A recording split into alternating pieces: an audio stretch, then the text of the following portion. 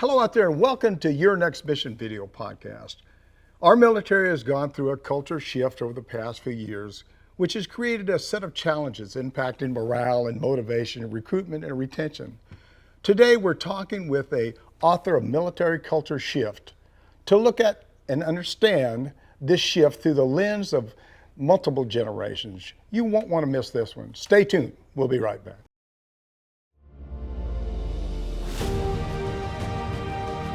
Welcome to Your Next Mission video podcast, where we tell the stories of those who have served in the past and those who are serving today. From transition to financial wellness, VA benefits to mental health, we cover issues facing veterans, active military, and their families. Now here's your host, the 12th Sergeant Major of the Army and co-founder of the American Freedom Foundation, Jack L. Tilley.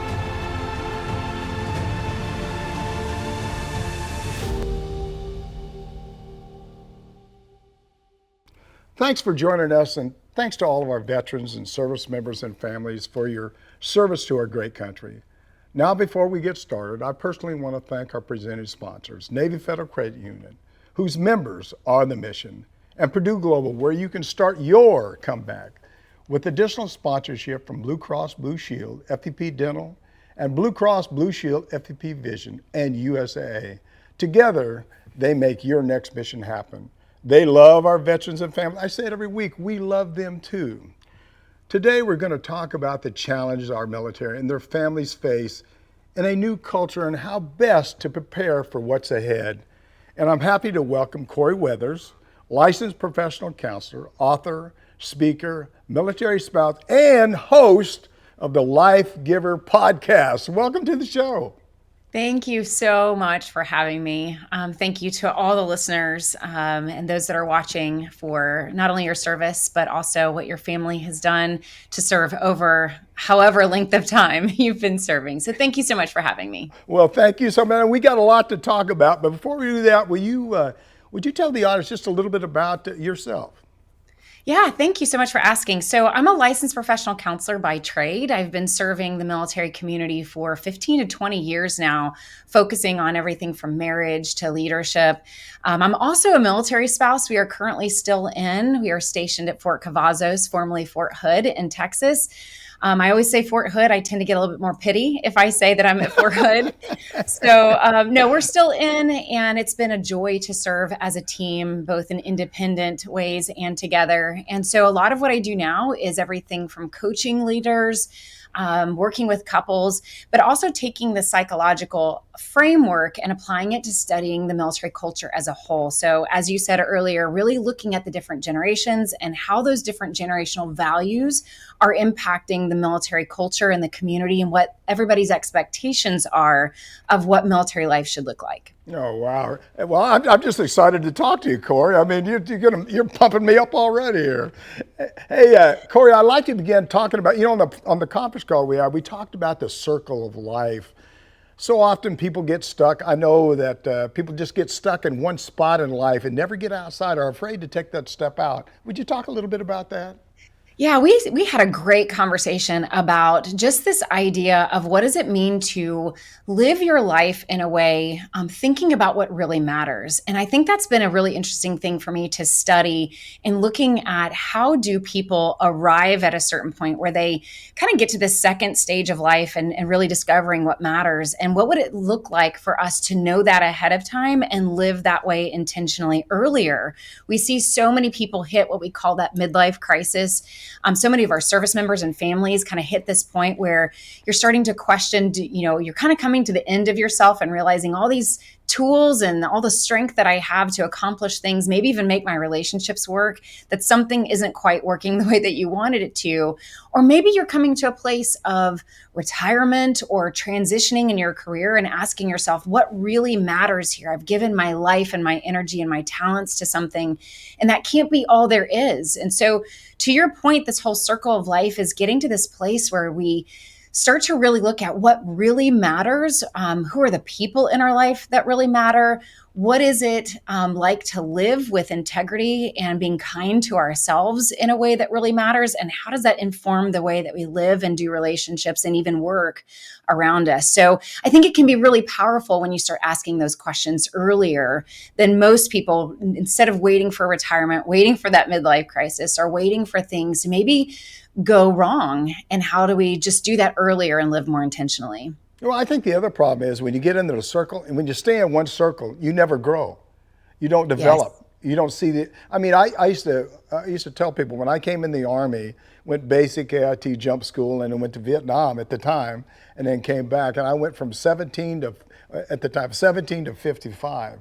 But I stepped out of a circle that I wasn't comfortable with. I mean, I was comfortable in that circle, but when I stepped out, I started that growing process. So I think when I always like talking about circle life, I think in life, if you want to grow, you got to keep stepping out of the circle.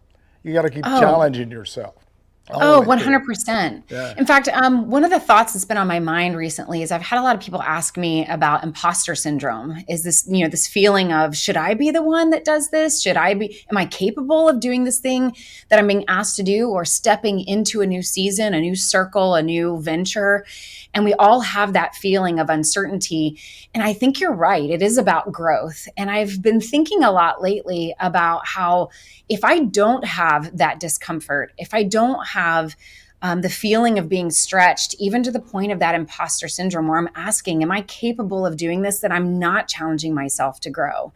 And so these are the different seasons that we go through in life. There's the season of joining the military, and maybe your family is given all to that military career, but then that season changes. And it shouldn't be a season that we just become stagnant and stop growing and say that was all there was to my life. There has to be these moments of further stretching yourself, challenging yourself. And that doesn't always mean that we run ourselves into the ground and go into a hustle mentality. It could mean slowing yourself down, and that can equally stretch you in some ways that maybe you haven't stretched before. So I agree with you. I think the circle of life and evolving ourselves and growing and becoming a better version of ourselves requires us taking a look at, where do I need to stretch? What does this next season look like? And just as a quick reminder to those listening, seasons change. They're supposed to change. And if your season is not changing, then there's something that maybe we need to take a look at, because seasons should change. Yeah. Well, the other thing when you're talking, I was thinking about this. What if? If I would have did that, what would have happened? I mean, I'm Yeah. always thinking if I wouldn't have did it, what? I mean, and when I was in the military, people would say, you're always volunteering for stuff, and you never say no. Well, because I want to see more things. I want to see how to do something maybe a little bit better. I want to challenge myself, and I don't think if you don't challenge yourself in life, you're stuck in one spot. I used to tell people all the time, I didn't want to be the sergeant major of the Army. I just wanted to be a good soldier. I wanted to be a good specialist in the Army. I wasn't worried about advancement, but I wanted to work as hard as I could. And I think in life, when you're thinking about the circle of life, do the best you can in what you're doing. If you excel, that's great, but do the best at what you're doing. Because I think sometimes people are so worried about the next step, they can't do that step very well, if that makes sense. It does. And can I just acknowledge for someone listening out there that even some of the best choices that we make that set us on a new trajectory, that can be a wonderful new pathway that leads to success. Sometimes we make choices, and in that choice, we are choosing something over something else, which can bring a lot of anxiety.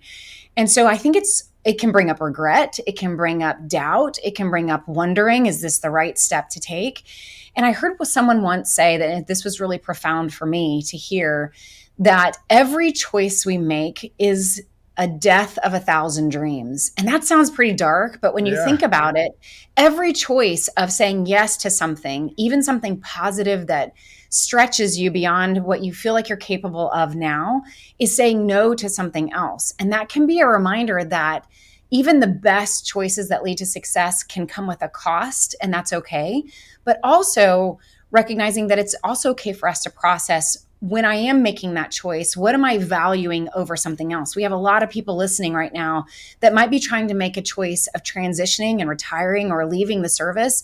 And that is a choice of saying no to something in order to say yes to something else. And that can bring up a lot of anxiety and a lot of stress for a lot of couples. Well, God, this is a great discussion. I could probably talk about this for a couple hours. The other thing I need to tell you too is you're going to fail. I mean, life's not perfect. I used to tell people, I mean, I'm going to do the best I can. Is it going to be perfect? Probably not. But you're going to fail. But don't stop. Don't stop there. Keep moving. Keep moving in that direction. I mean, I sometimes I opened a small business when I got out of the service, and luckily it's been pretty successful. But there's a lot of things in my life that I did that I wish I could have did maybe a little bit better, and I wasn't quite as good as I thought I should have been. But you're never going to be perfect, and don't let things sort of pull you back. I mean, just keep doing the best you can.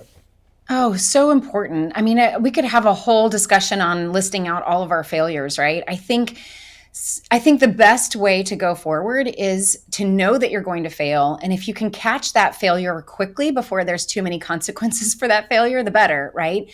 But like you, there's been so many decisions that I've made along the way that I started down a track and quickly realized this is not going to go the direction that I actually want it to go. And I have to humble myself, maybe even bring that decision to someone else. And I might even have to let someone else down to go, you know what, I thought that I could do this, but I don't think it's wise for me to do this. And I'm sorry to let you down, but I have to honor and be kind to myself and what my talents are, what my time is, what my bandwidth is, whatever. But communicating that, even if you have to let people down, and sometimes those look like failures, but to your point, like picking yourself up, learning from that, bringing purpose and meaning and wisdom from that so that you can move forward and get back on the right path. We could have a whole show of this. These guys would be yelling at me and make me go faster a little bit. But one last thing, the other thing is when you talk about failure, and we talk about military spouse and families, when you're married and you have a family and stuff, then they're all in the decision-making process. So when you're making those decisions, you're really concerned about, is my kids going to be successful? Is my wife going to be successful? Is all of it? I want everybody to be successful. It's really a great discussion about some things that we certainly all of us should think about all the time. You know, Corie, I've experienced a lot of trauma in my life. I mean, I think I told you during our pre-call, our conference call, that I was overran, 20 wounded, 7 killed, and as I get older, it's hard for me to forget about things. But how do you bring meaning to what sometimes you go through? I mean, how do you bring meaning to war or to a separation of a family? How do you bring meaning to stuff like that? Such an important question. And I think it also goes back to what you were talking about before that, which is being allowed to either fail, being allowed to go through difficulty, experiencing very hard, difficult things in life that didn't go the way that you wanted it to go, or being surprised by the shock of war and death. And all of those things are all sometimes surprises to our souls or to our spirit that we don't anticipate going into life or into adulthood and being hit or coming face to face with some of these very big, difficult things, whether it's trying to parent your teenager and hopefully get them on the other side of this finish line of military life and hopefully that they're intact, right? Or whether it's experiencing war and death and how that changes your own soul and how do I bring purpose to that?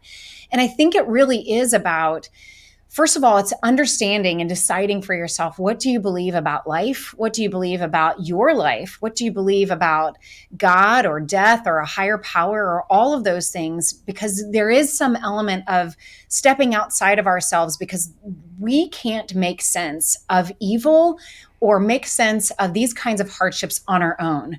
We have to figure out ways to step outside of ourselves in community or with that higher power or something to help us make sense of it. So I think that what's really important here is that getting the help that you need with community, getting the help that you need maybe with a professional to help you be authentic with what is the reality of what you actually experience, for you to be able to say honestly and factually what you just said of this was my experience. This was my experience in life and in war. That is what is true. And now how do I bring purpose from that? I can't change the past. But what we find the best healing comes from first that authenticity, and then how do we find ways to heal whatever we need to heal so that we can presently function in our day to day, but then go on to be a part of other people's healing.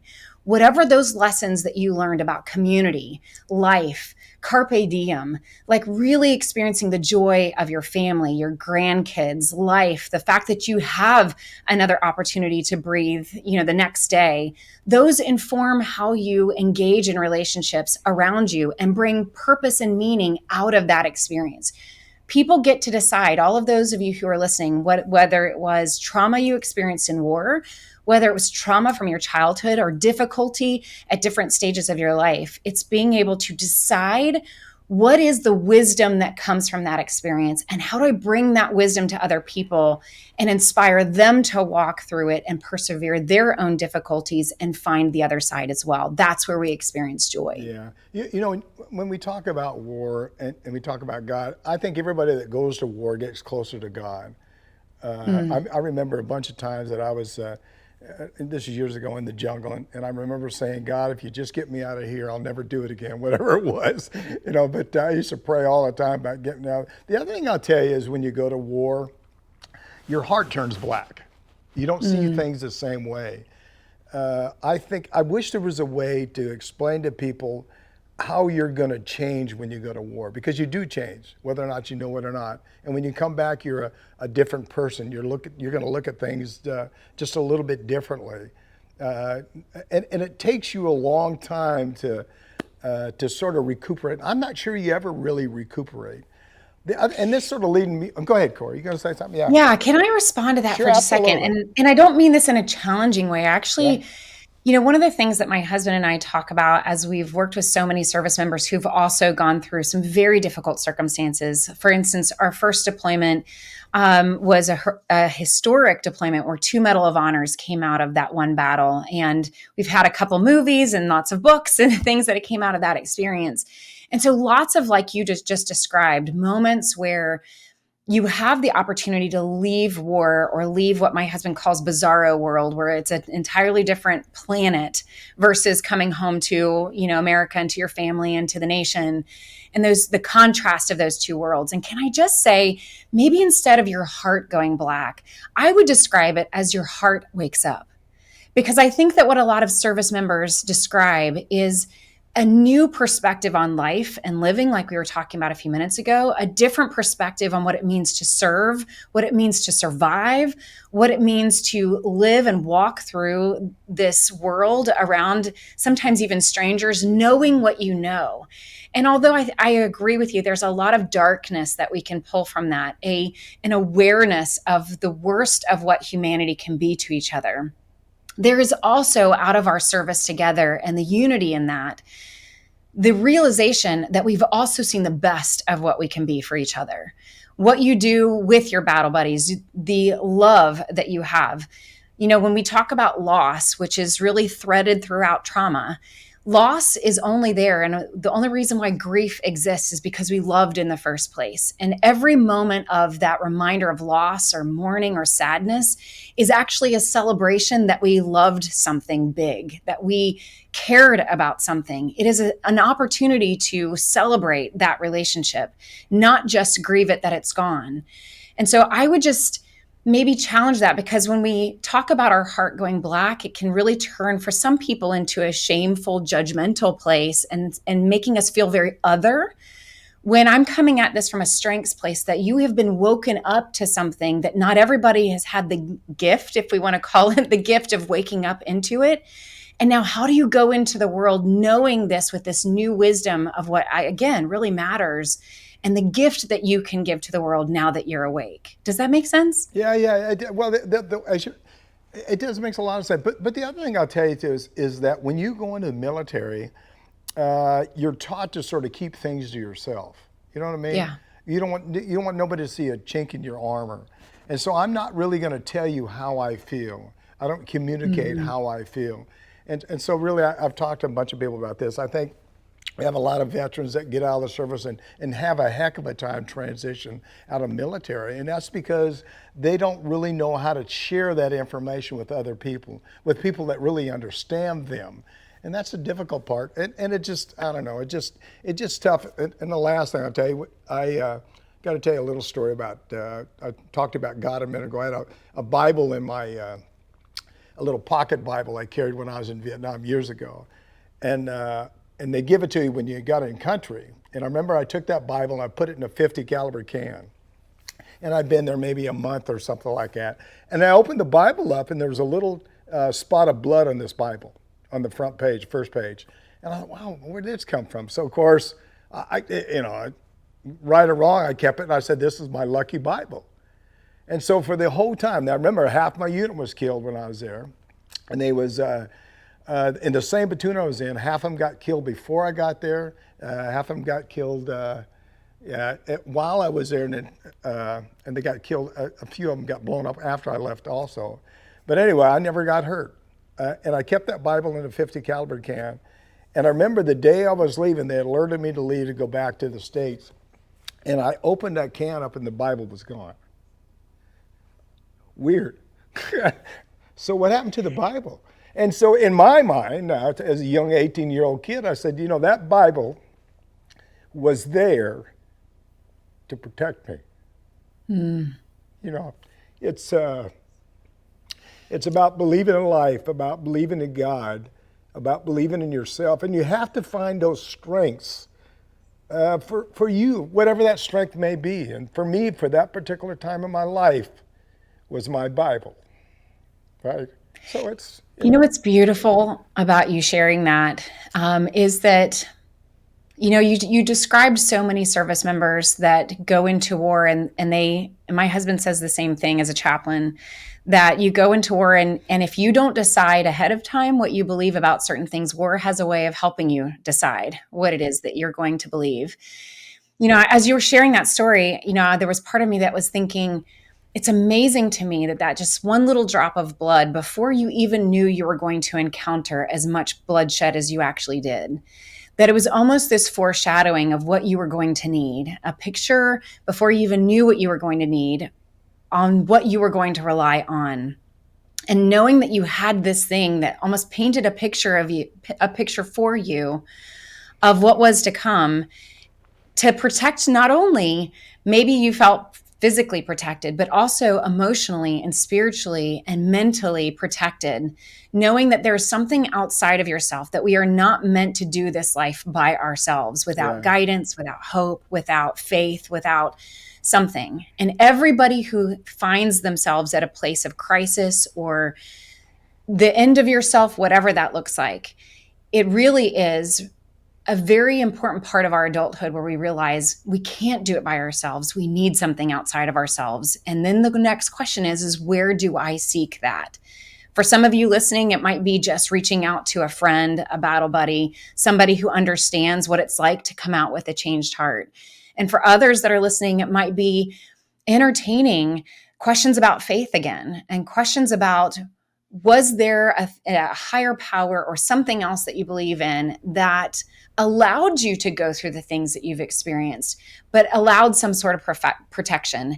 And can I just say, I know that brings up a lot of questions, a ton of questions, which is why I think it's so important to go out to community or get the professional that you need, help that you need to wrestle with those very important questions. Yeah, don't be afraid to ask. Yeah. I think sometimes people are just afraid to ask for a help or they'll think that they're lesser of a person, I guess. I don't know. Hey, in this next segment, I want to talk about some experiences you've had with counseling military couples and specifically military spouses. But first, like any other time, we got to take a short break. So don't you go anywhere. Got a lot more to talk about. We'll be right back. This is Your Next Mission video podcast with me, your host, Jack L. Tilley, 12th Sergeant Major of the Army. If you're enjoying the discussion, and I know that you are, please like us. Click on that subscribe button below. And be sure to click on the bell to receive notifications about all of our upcoming podcast releases. I'll be right back after word from our presenting sponsor.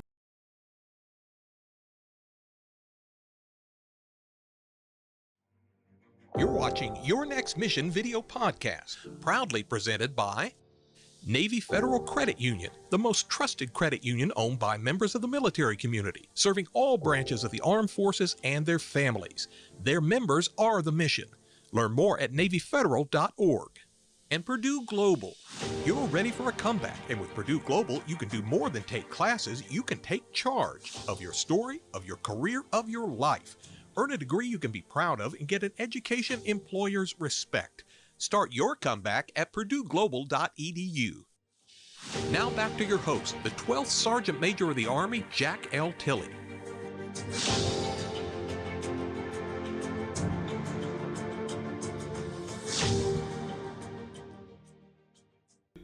Welcome back. We're talking with Corie Withers, licensed professional counselor, author, speaker, military spouse, and host of Life Giver podcast. Before we get back to our discussion, I'd like to take a few seconds to tell you about a new program we're excited about called Your Next Mission VCS, a Veterans Community Support Program. We'll provide personalized one-on-one support to address the unique needs within our veteran community, facilitated through our many partnerships with other veteran service organizations. Please check us out at yournextmission.org/VCS and enroll to participate today. Remember, we want to help you with whatever issues you or your family are facing, so please reach out to us. Corie, a lot of counseling work you do involves military couples. What can you share about your approach to couple counseling that will help our audience who might be struggling just a little bit? Yeah, such a great question. And I'm so grateful that we've reduced the stigma on getting help. I think the next generation, especially millennials and Gen Z, are reminding us that this is just part of being human, that we struggle with things, whether it's relationships, trauma, difficulty, life, whatever that looks like. And so they're doing a really good job humanizing all of that. And so I think we're seeing that stigma start to go down a lot. And maybe I can also answer that question by going back to the last segment that we had together and just say, thank you for being authentic in your story. Thank you for being open and sharing about some of the big things that have happened in your life and how that's changed you as a person, how that changes you as a leader, how it changes you as a husband, as a grandfather, as a friend. And I think that's the beginning of how do couples start to work on their own struggles. I see a lot of couples where the beginning first step is really that authenticity. That we all have things that we're struggling with, whether you're trying to decide whether or not you want to retire or make this life change or figure out the next step for your kids, that everybody has a lot of feelings and thoughts about that. And how do we be authentic and open and vulnerable with sharing how that decision affects you, how that decision brings up emotions and different thoughts, some of those thoughts being rational, some of those thoughts being irrational. But then how do we, out of that authenticity and sharing that together and really allowing ourselves as a couple to truly see each other, figure out how to collaborate and walk through this decision or this difficulty together with our eyes completely open, understanding where each other is at and seeing that we can help each other through that. That, I think, that authenticity is everything. And it's something that a lot of military couples struggle with, to your point earlier. When you are taught within this culture to not show any cracks in your armor, when you're taught to really put the mask on, for even spouses to put a mask on and say, everything is fine, I'm in control, I don't need any help. And of course, the foundation of working together as a couple is to be able to say, I don't feel in control, I don't know how to do this, and I don't know how to even get through this season of whatever it is that we're working on. So authenticity, listening to each other, learning those communication skills are huge. Well, the other thing you got to throw in here, authentic and vulnerability is, especially when you have the deployments, the separations, you constant. I mean, I know I was gone for a year, and then I come back and move back into the family. That's a little tough to keep that family together. Yeah. And, I would say to most couples, and we still have couples that are deploying right now, even though we're kind of in this interwar period, a lot of the Navy is constantly deploying, right? So there is some of those deployments still going on. So I like to tell couples, however long that you are separated and apart, if you cut that time in half, that's about how long you're going to need as a couple to find that new normal and take those masks off and really find that place of authenticity where we're letting go of some control and reintegrating a little bit better. So in other words, if you've been apart for a year, it could take 6 months to find that reintegration settling down just a little bit. But that goal of how do we knowing where we're headed and knowing who we want to be. This goes back to the very beginning of our conversation. If you envision, who do I want to be when I'm 80? What do I picture myself doing? Who am I sitting next to? Hopefully, I'm sitting next to my spouse still, and we're sitting on that bench. And what would they say to me right now? I know that the older version of me would probably say, Corie, you need to take things a little bit less seriously, to let go of trying to control everything, that your Yeah. kids are going to be fine. And can you just love your husband just a little bit better than you did yesterday? She probably would say something like that, right? And so if we can give ourselves the permission to have a futuristic, where do I want to end up? Who do I want to be? What does the better version of myself actually look like? We might have a little bit of proactive time to start practicing that today. And that often will help us in some of the decisions and some of the life struggles and even the relationship struggles that you're having today, too. I was laughing a little bit there. I've been married over 50 years. And I tell everybody all the time, the key to a happy marriage is she's always right, you're always wrong. And so we talk about that, but there's a little bit of truth to that. I mean, when I was in the military, I was gone all the time. My wife was doing all the stuff, running the household. I'm doing everything. And when I moved back in, it was always a challenging time because I'd want to start inspecting and correcting the kids and do all sorts of stuff. And my wife was always the foundation of the house. She said, "Calm down, everything's going to be okay." And she's really probably my best counselor all the way through my military career. So, what about senior military? Go ahead, Corie. You gonna say No, no. something? I was just going to quickly say, I think what sounds so healthy about that interaction, which I think is really important to pull wisdom where we can, right? And so, what's really healthy about the interaction that you just described is that you had humility within you to go home and say, you know what, I'm not going to come in and take over, that there's something that she can teach me. And that her kindness to go, I'm here to also serve you, to also invite you into this space, to invite you to participate, and that you don't have to get it completely right. And that I'm here to help you. Like there's these little elements of how do we learn what we can. And of course, we're there as a team to collaborate and bring our strengths together. And I'm sure that there were moments where you also gave your gifts and your strengths to give her those breaks, to give her those moments of independence and reflection for herself where she could have that self-care. And so although it's such a great joke and it's great wisdom to give people to say, you know what, your spouse probably is holding down the home front, ask first is probably, there's some great wisdom there. I just want to point out some of the great things you guys both did on both sides. Yeah. Well, again, you made me think of something. If your wife ever says you're doing a good job or you're right about a particular subject or something like that, don't move, don't breathe, don't do anything. Stand right there because you probably messed something up. It's good to freeze those moments when we can. That's right. Or tape recorded, one or the other. I don't know. I don't even know what I did, but I did something right. Hey, what about military senior spouses? Do you get involved with a lot of discussions with military senior spouses? I mean, that's a different challenge too when it comes to senior officers or senior NCOs or it's just different challenges, and they probably look at themselves maybe a little bit differently, I guess. Yeah, yeah. We know based off of plenty of research that's been done that the higher the rank of the service member, the more isolated both the Sure. couple becomes isolated. And that can lead, especially spouses, to a place, depression, anxiety, loneliness, and some of those other things that can creep up. And so senior spouses, wherever, whatever, on whatever level you want to talk about senior spouses, I know there's a lot of conversation about spouses shouldn't wear their husband's rank, and that's not what I'm talking about here. This is more about the impact of leadership on your home and on your relationship and on you as an individual, that it comes with great responsibility and sometimes a burden. And so what we see is for the older generation, let's say the boomer and Gen X generation, we see there's a big struggle with taking that mask off and being authentic and saying I'm struggling and that I need friends or I need community. There is that distance from community that can naturally happen.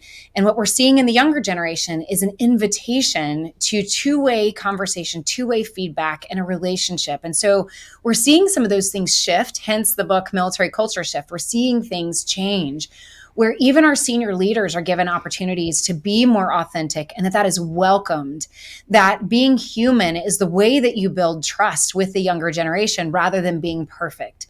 And so we're seeing different challenges for those senior couples as they transition into retirement, especially of how do I allow myself to to make these decisions for myself. And especially going into, you asked me about couples, when I'm helping a lot of couples transition into retirement or medical retirement, whatever that looks like, spouses are actually struggling in some ways. I don't want to compare and say just as much as a service member. I think they're both difficult, just in different ways. We're seeing spouses, they're leaving a life, and there's a grief that comes with that. Whereas the service member is leaving a life, maybe leaving an identity, but it is a conscious choice to turn in that packet and say, I'm ready for a different job, or I'm ready to let go of this job and transition into something else. So as couples, it's just really important to talk through, what does this transition look like for you that's similar, but also ways that are different, so that we're fully informed and we're able to make good decisions together and tend to each other's needs as you transition. I've got to tell you a quick story. So when I was getting out of the Army, I told Gloria, I said, look, Gloria, I'm the senior non-commissioned officer for 1.3 million people. When I get out of the service, I'm going to be a little stressed out. Things are not going to be, the way they was before. And I'm going to have to, you got to work with a little bit about the process of transition. She did not skip a beat. She looked at me and says, I was a senior spouse for 1.3 million people. And she went in that big speech. I said, wait a minute. Because the answer is you both struggled. And you're both transition, and you both have to work through those issues. So it's a team effort here. You both have to get it done. I've had spouses that have said to their husbands, and it can go either way, right? But specifically the female spouses would say to their husband, you might have an entourage around you that is picking out everything that you do and every choice and pushing elevator buttons for you. And you better enjoy that while it lasts, because when we're out of here, you got to push your own elevator button, because I'm not doing it for you. Right. And so there is all kinds of transitions. And we have some spouses that are just ready for something different, right? Just like a service member might be feeling that too. And then we have other couples that are deeply grieving what they're leaving. And so you can even have a couple that has both of those that are mixed. So really important to conversate and not make assumptions about each other and what you think the other person might be feeling. Actually ask the questions and be curious to hear what they have to say. Well, the one thing is, never think you're alone. I think a lot of people get out and they think, there's all people that's struggling out there. So don't think you're alone. I tell people all the time that, reach out to a veteran, talk to somebody. Don't think that you're struggling by yourself. I want to talk about your new book, Culture Shift. I have a copy of it right here. I'm going to get it up in front of the camera here, make sure I got it here somewhere. And Military Culture Shift. But first, we need to take another quick break. So please, hang on. This is a great discussion. We'll be right back, Corie. Don't go anywhere. Now, here's a word from two more of the organizations that help make this show possible.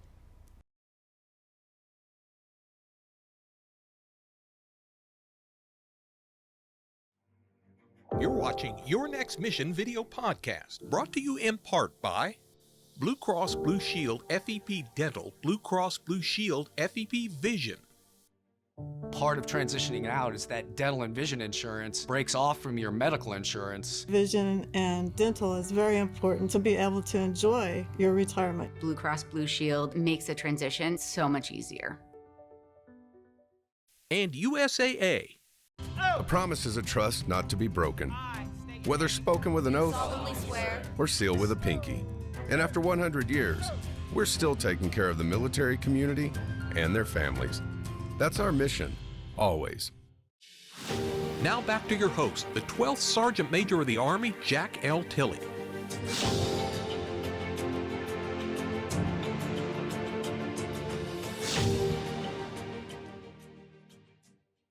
Welcome back. We're blessed to be here today with Corie Weathers, licensed professional, counselor, speaker, military spouse, host of the Life Giver podcast, and author of Military Culture Shift.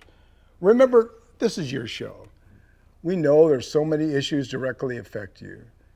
And we want to address each and every one of them. So please, as I said before, reach out to me.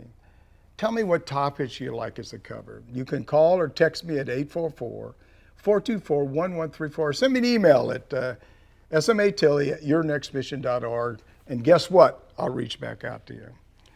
Corie, you recently wrote a book. I just talked about it a minute ago, Culture Shift. I'm going to hold the book up again. We got it right here. Okay. How did you come to write a book? And I mean, could you, I'm sure you wanted to write a book for a long time, but could you tell us a little bit about the book? Yeah, thank you so much for asking. Like I said, as a clinician working with military couples and leaders for over 15 years, I was just really seeing, just even back then, trends and issues in behind confidential doors with individuals and families that just would repeat. The trends would just repeat from session to session, or if I would travel around and teach different groups, regardless of what branch I would teach in or what group I would teach in, these trends would just pop up. And I realized after a while, if I zoom out and look at the whole culture from a psychological perspective, there are some very big things that are happening within our culture that are shifting what it once was to what it's becoming now. And so really understanding from our culture, like as if we're a big family, a multi-generational family, and how there can be intergenerational conflict, different values, different wants. I mean, think about like your average family coming together for Christmas. There's those that want to go to the same house every single time and do Christmas that way. And then there's somebody else from another generation that's like, why aren't we doing something different? Do we have to have turkey? Why can't we have ham, right? It's sometimes the smallest things, and that might be a crude way to describe it. But our culture has gone through so much over 2 decades of global conflict, the longest war in American history that we've just been through. And our community has had a lot of demands put on them. And there comes a consequence of all that, where we have a cohort that is tired, that is weary, that is trying to figure out how to recover from all of that, mixed with a younger generation that is excited and trying to be a part of something during this interwar period. And then we have a whole other generation that we're struggling to recruit, right? So there's all these challenges mixed in. And I really wanted to inform leaders, how do you lead these different generations, understanding what each generation expects of the military community. We have some that expect the military community to not or no longer be all consuming. And then we have the older generation that has wonderful memories of it being an all-consuming community. I'm one of those where the whole neighborhood took care of each other during deployments, where I could not have taught my kids or raised my kids without the help of my neighbors and fellow spouses. So we have different experiences, memories, and different values, and therefore different expectations of what the military should look like. So the book is really understanding the story, understanding what we just went through, some great leadership challenges in there, but really helping you, the reader, either hear your own story and put that into words, but also how do you lead the next generation by understanding where they're coming from? Yeah. Again, I got to tell you another story. When I got out of the service, so we built a house and moved into the house, got got everything squared away, and I walked around, knocked on all the doors, introduced myself to everybody in the community. Right there, about eight houses or 10 houses around the area. And I went back in the house, again, counseling from my wife. She says, these guys are going to think you're a nut. Hey, what are you doing bothering these people? Because most civilians where I live now, I mean, I've been living there for 20 years now, so they're open. We're talking and finding friends, I guess. But a lot of them just go in the door, close the door, and don't communicate. But just like you said a minute ago, in a military installation, you're all barbecuing, doing stuff, doing a lot of interesting things. So it's just a culture shift. That's for doggone sure. Yes. And can I just say what's really interesting and confusing for a lot of leaders right now, not just leaders in the military, but those that are out too, you just described the complexity of walking into a civilian culture that is different from what you experienced in the military culture even 10 years ago, right?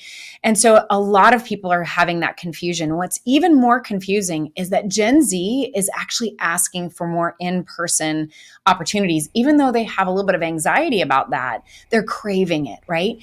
So strangely enough, one of the things that I'm actually recommending to organizations, to even spouse volunteers and leaders, especially on the installation, is obviously with permission, is we may have to consider going door to door, because it is no longer working for us to just email people and hope that information distribution is getting where it needs to go.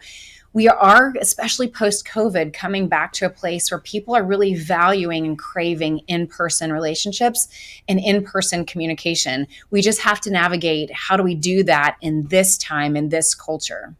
Yeah, you really bring up a valid point. I think social media helped us out a lot, as far as communicating and stuff, but it did take one thing away from us, and that's interpersonal skills. And a lot of people Yes. just don't talk to him. I remember I was in, I guess I was in CENTCOM, I guess it was, and I called somebody, and they said, well, yeah, here's his number. I said, well, isn't he close to you? Yeah, he's in the next cubicle. I said, can't you just hand him the phone? I mean, so it's just, people don't want to do things like that. So it's sort of weird. But I think one of the things, again, when I was growing up in the military, is I went to where everybody lived. I introduced myself. I talked to them.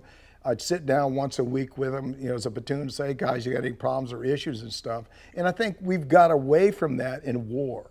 And we come back and we got to go back and start building that trust and confidence into young soldiers. There's a lot to be said about leading by example. There's a lot to be said about good communication skills and being a good listener. And if you can do those things, they're going to trust you.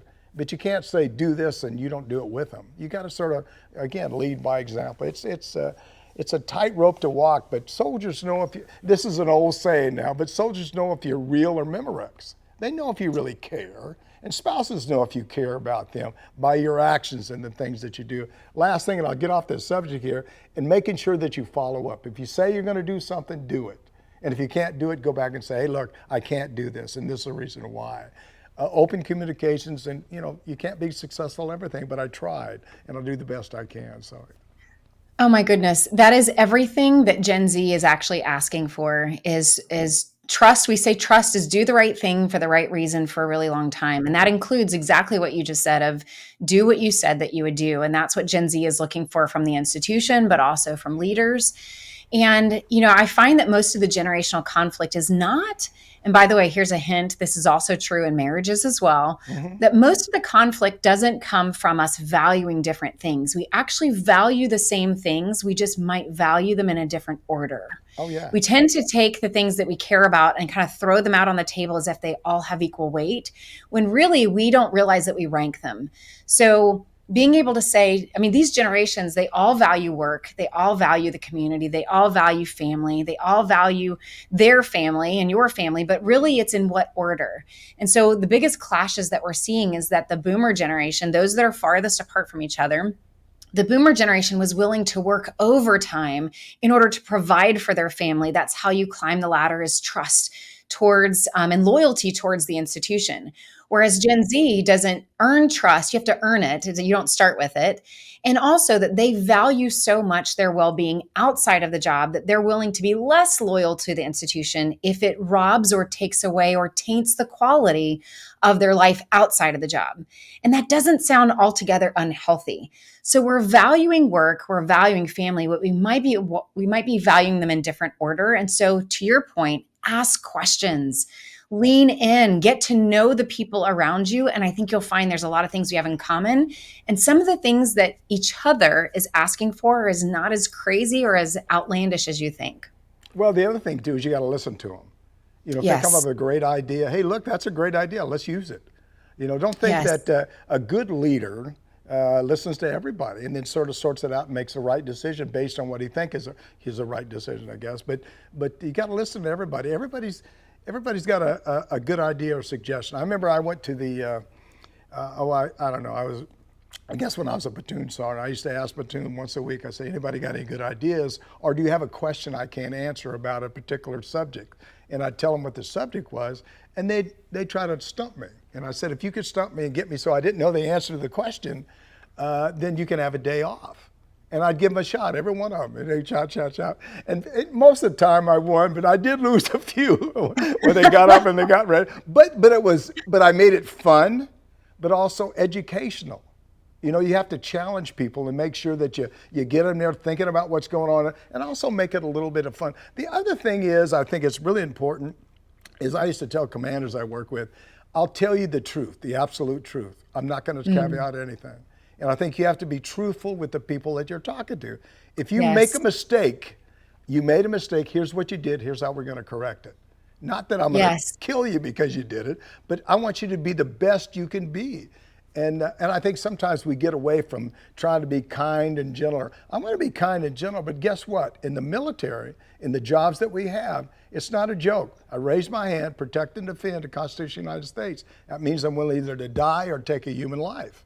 And I can't be second best at any of that stuff. So it's important for people to understand. Just tell it like it is, work as hard as you can, and be the best that you can be with whatever MOS that you're in.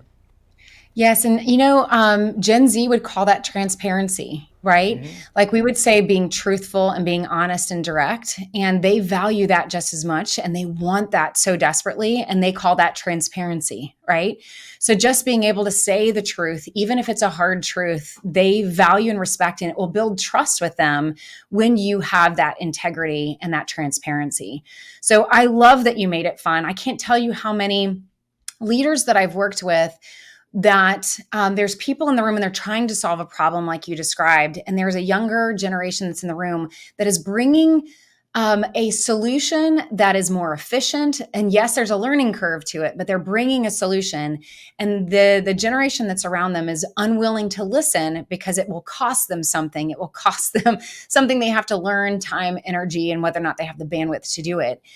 But that person not only is unheard and not considered valuable to the team and the solutions that they're offering, but you might also be robbing the whole team from the opportunity to surge ahead with excellence and efficiency. So to your point, that humility of being able to say, what is the problem that we need to solve that I may not be able to come up with all of it. And please stump me and let's figure out, where do I end and you begin, is the mark of a great leader, leaning in with that curiosity and the willingness to then be honest and direct and not hide what we need to put out there.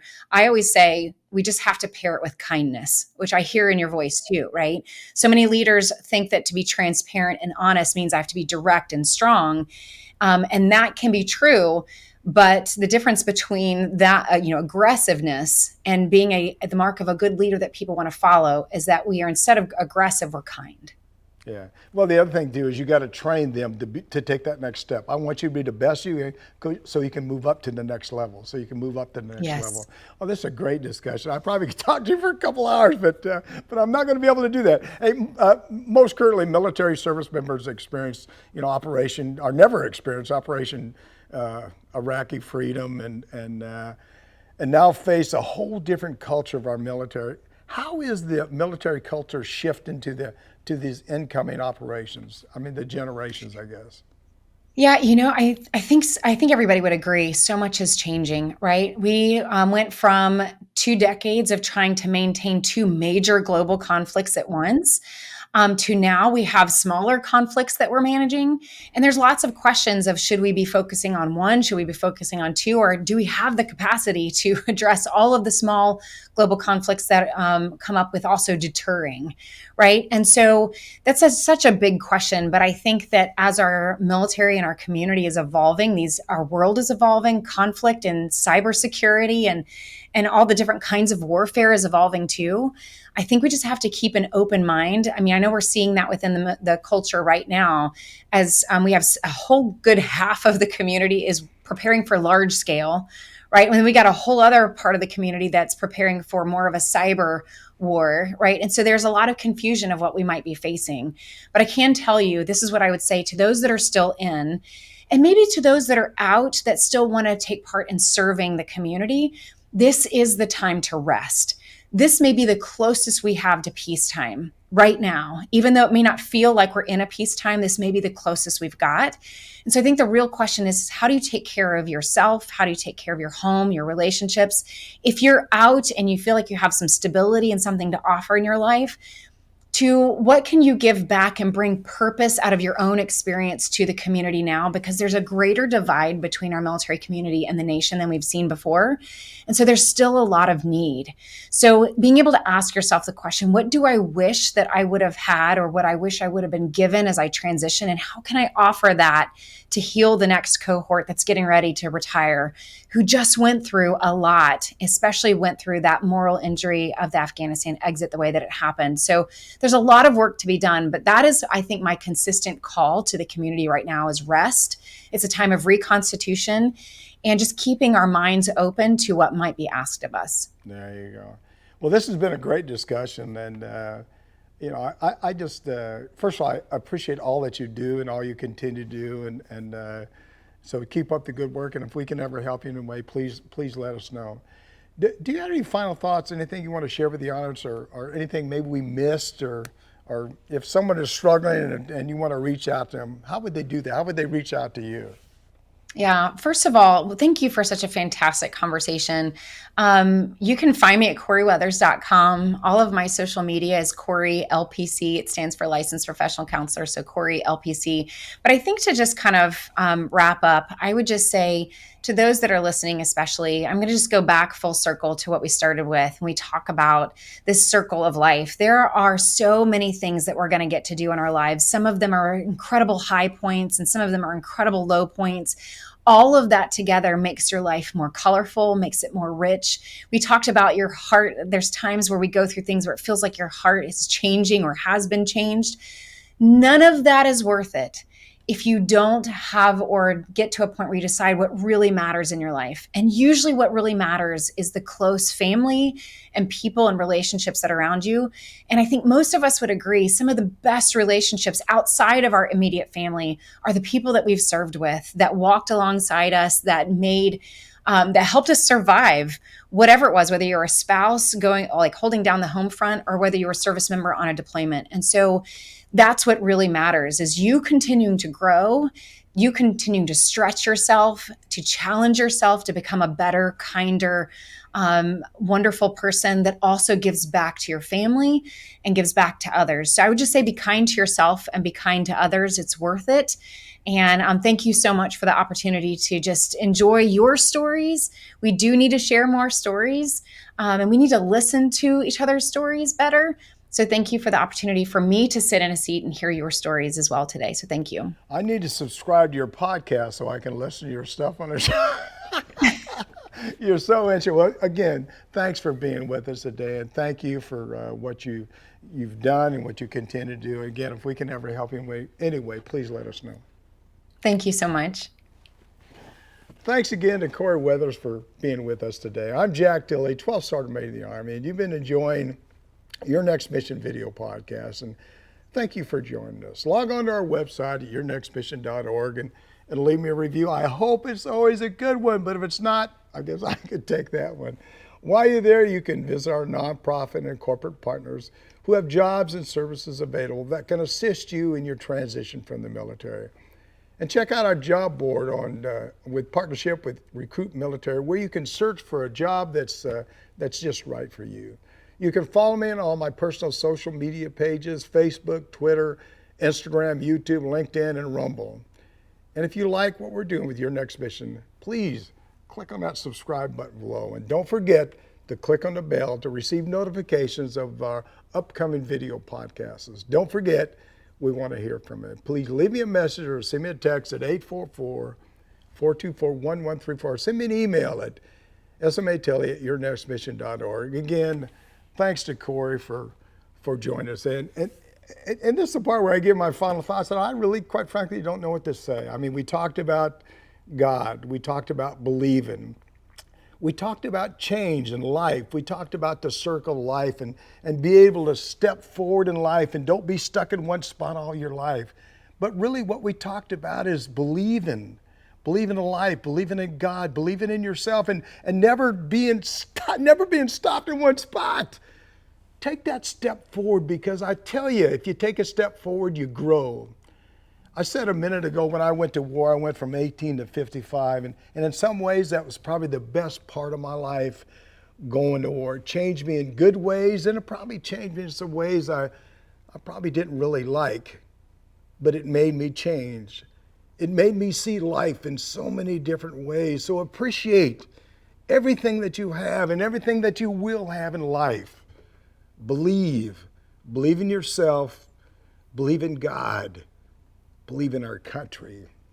Thanks for watching, and thanks to New Mind Studios, and of course, our sponsors: Navy Federal Credit Union, Purdue Global, Blue Cross Blue Shield FEP Dental, Blue Cross Blue Shield FEP Vision, and USAA. We appreciate all you do for our military. And as always, see you on the high ground. Hooah!